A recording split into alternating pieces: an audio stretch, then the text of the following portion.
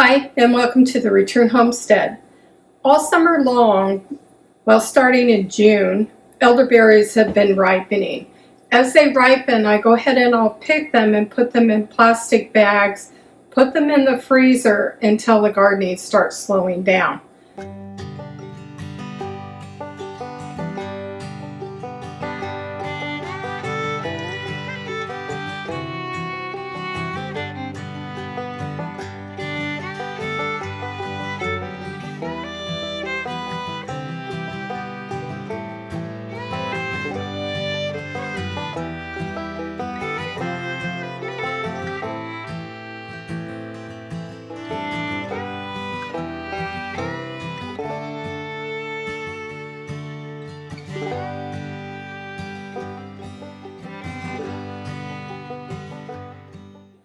In the pan, I have 20 cups of elderberries. I'm going to be making 5 batches, so each batch calls for 4 cups of smashed fruit, which I have cooking. Now, elderberries, you can't eat them raw. Any part of the plant is toxic, so you must cook them. It will give you all kinds of problems like nausea and stuff like that. And it can be even more harmful than that. Go ahead and look it up. So each recipe calls for 4 cups of smashed fruit, a 1/4 cup of lemon juice. This is the calcium water. Now you'll get 2 packages in each box. One will be calcium and one will be pectin. To make your calcium water, you'll put 1/2 teaspoon of the calcium powder into a 1/2 cup water. And I just keep this in the refrigerator. You normally don't use it all, and just make sure you shake it before you use it. Now, as your fruit starts warming up and cooking, it's okay to add the calcium water. So each recipe will call for 2 teaspoons of calcium water. It also calls for 2 teaspoons of pectin powder. Now the pectin powder you need to put in your sugar source. If you're making it without sugar, you need a tiny bit just to mix the powder in, or it will clump. Each recipe calls for 2 cups of sugar. So what I have done is I have 1 cup of sugar in here.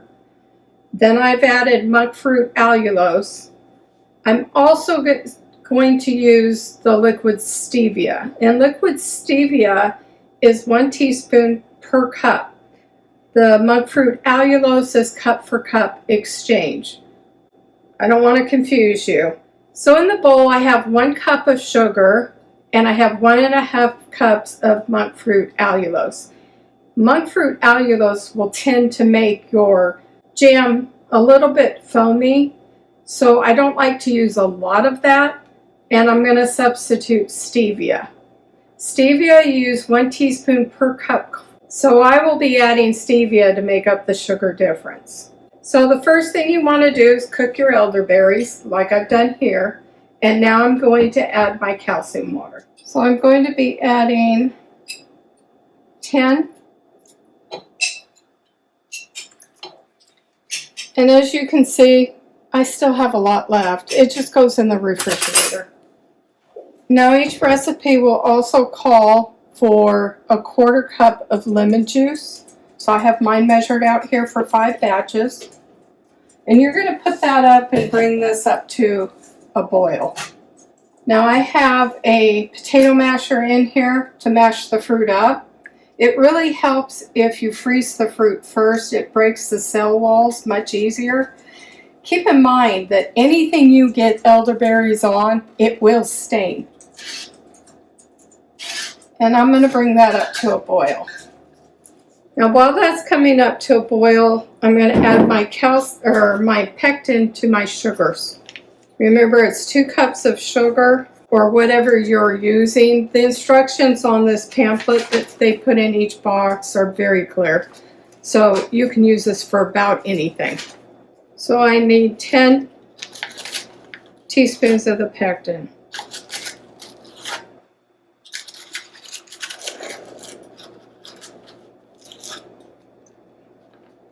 So once that's all in, you want to mix it up really well to keep it from clumping.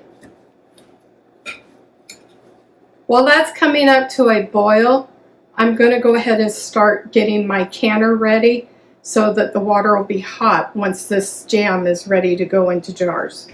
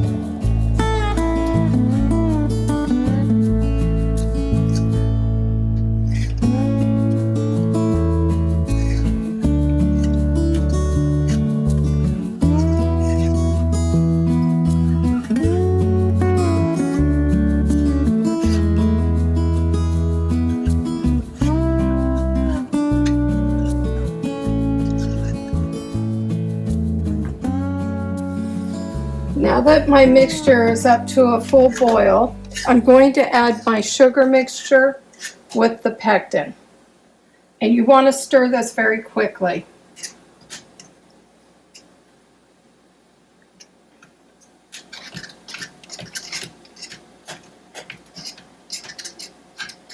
And you're going to let this come up to another boil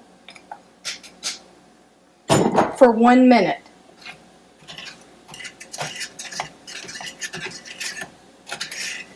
You're going to want to stir this so that your sugar doesn't burn on the bottom of the pan.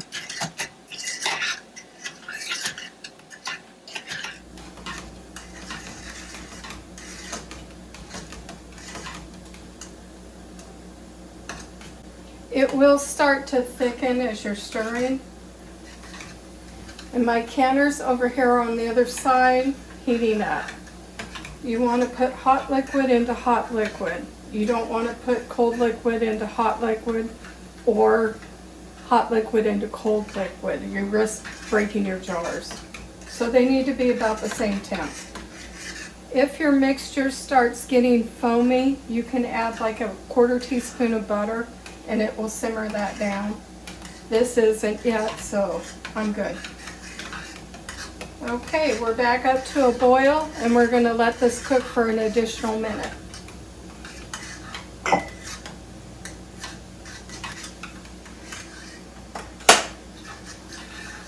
And once it's cooked for a minute, you want to remove it from the heat.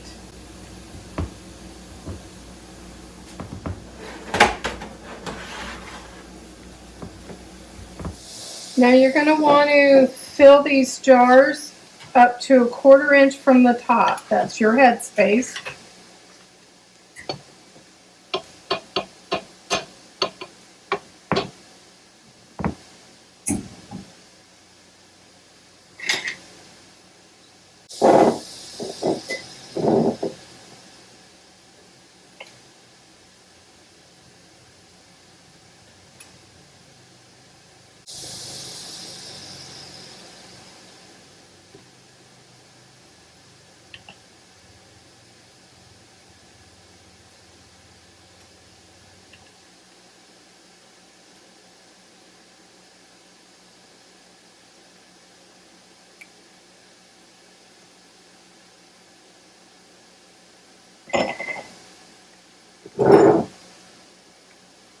Once your jars are filled, wipe the rims with a soft cloth or a paper towel.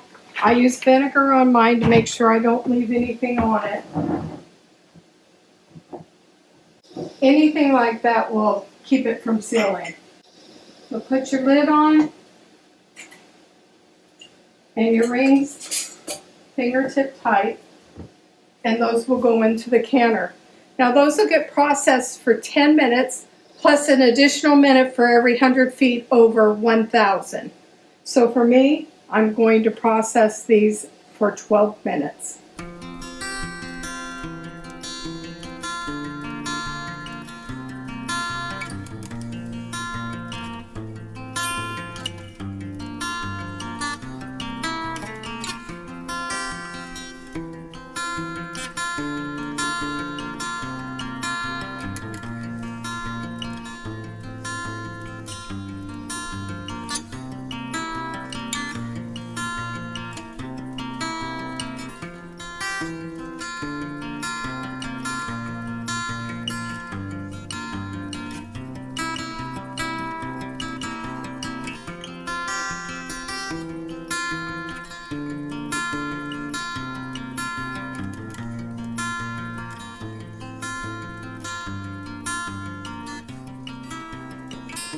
I ended up with 13 pints of elderberry jam.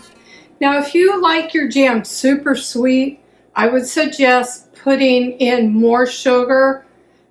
I like it less sweet, so that's the way I made it. But it calls for 2 cups per 4 cups of fruit. So 2 cups sugar to 4 cups of fruit. And you can do anywhere in between if you want, or you can do like I do and substitute. You can use honey, you can use Splenda, you can use monk fruit, whatever you choose for a sugar substance. So if you like it really super sweet, this is going to be a bit tart for you. So I would up the sugar content. I hope you enjoyed this video, and thank you for coming along with me today. Until I see you next time, thank you, God bless, and bye-bye.